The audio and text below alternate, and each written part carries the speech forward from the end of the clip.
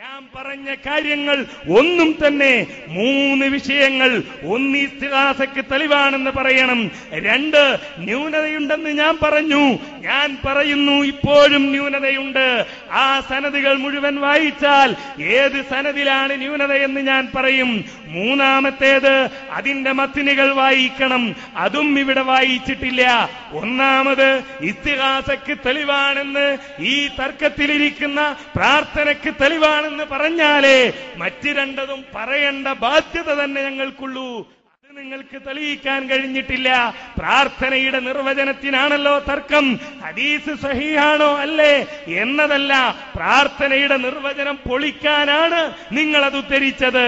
അത് പൊളിക്കാൻ നിങ്ങൾക്ക് കഴിഞ്ഞിട്ടില്ല.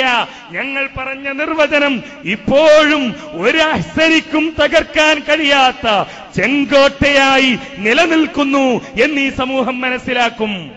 2-മത്തെ പച്ചക്കള്ളമാണ് പറഞ്ഞിരിക്കുന്നത്.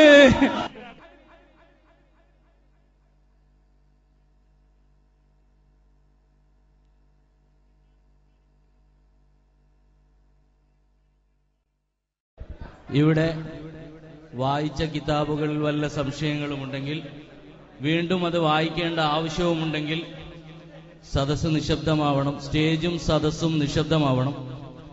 വായിച്ച കിതാബുകളിൽ വല്ല അബദ്ധങ്ങളുമുണ്ടെങ്കിൽ, അല്ലെങ്കിൽ മറ്റ് വീണ്ടും വായിക്കാൻ ആവശ്യപ്പെടുക പോലെയുള്ള ആവശ്യങ്ങളുണ്ടെങ്കിൽ മധ്യസ്ഥന്മാരോട് പറഞ്ഞാൽ തീർച്ചയായും അത് വായിക്കാനുള്ള അവസരമുണ്ടാക്കുന്നതാണ്.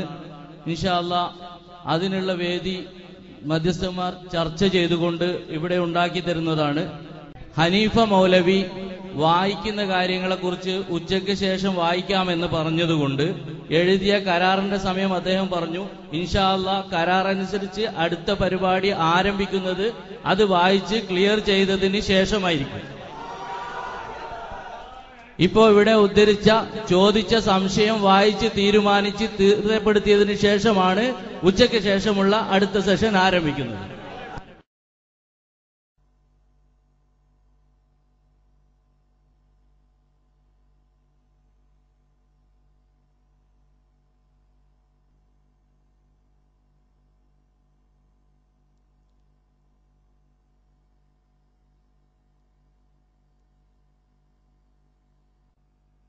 ചില വിഷയങ്ങളിൽ ചില പരാമർശങ്ങൾ ബാക്കിയുള്ളതുകൊണ്ടും സുന്നി പക്ഷം മുജാഹിദ് പക്ഷത്തിന്റെ ചില ഉദ്ധരണികൾ കളവാണെന്ന് ആരോപിച്ചതിന്റെ പേരിലും അത് തെളിയിക്കാൻ ഈ വ്യവസ്ഥയില്ല എന്ന കാരണം പറഞ്ഞുകൊണ്ട് മുജാഹിദ് പക്ഷം തയ്യാറാവാത്തതുകൊണ്ടും എല്ലാ കാരണങ്ങളും മാറ്റിവെച്ചുകൊണ്ട് ആദർശപരമായ ലക്ഷ്യത്തിന് വേണ്ടി ചർച്ചയ്ക്ക് തയ്യാറാവണമെന്ന് ഇവിടെയുള്ള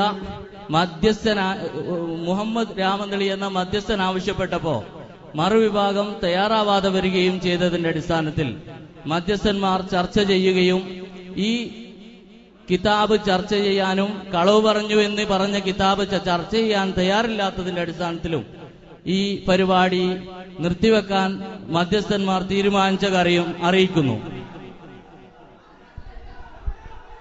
അസ്സലാമു അലൈക്കും.